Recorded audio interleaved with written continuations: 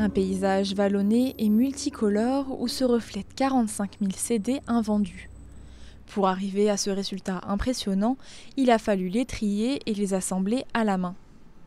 C'est grâce à un système de soufflerie que ces 3 dômes ont pu être façonnés. Née dans les années 2000, cette œuvre s'est renouvelée au fil du temps et des expositions.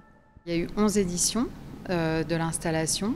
Les 11 éditions ont toutes été des topographies différentes en fonction des lieux d'accueil.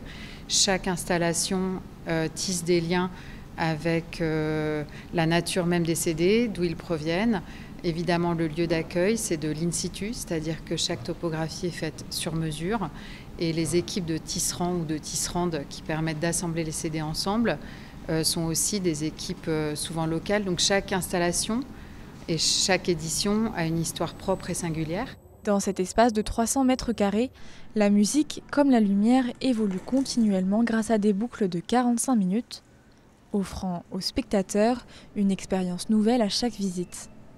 On a placé les projecteurs en fonction des différents dômes qui composent l'œuvre.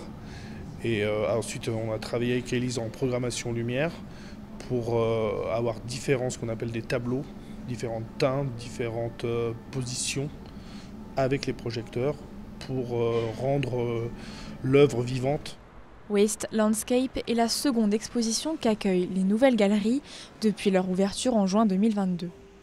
Une manière pour le centre commercial de se démarquer en s'ouvrant à la culture et d'attirer ainsi un nouveau public. On se présente plus comme un lieu de loisirs. D'ailleurs, on est plus proche des codes du loisir dans la manière d'aborder des lieux comme celui-ci. Déjà de par l'architecture qu'on a choisie, on est dans des lieux qui sont très ouverts, avec de larges espaces, où on a fait en sorte que les visiteurs se sentent bien dans leur parcours. On peut venir flâner. Vous voyez, là, on a des gens autour de nous sur les canapés qui viennent tout simplement profiter des lieux en toute tranquillité. L'exposition est accessible gratuitement jusqu'au 1er juin aux Nouvelles Galeries d'Annecy.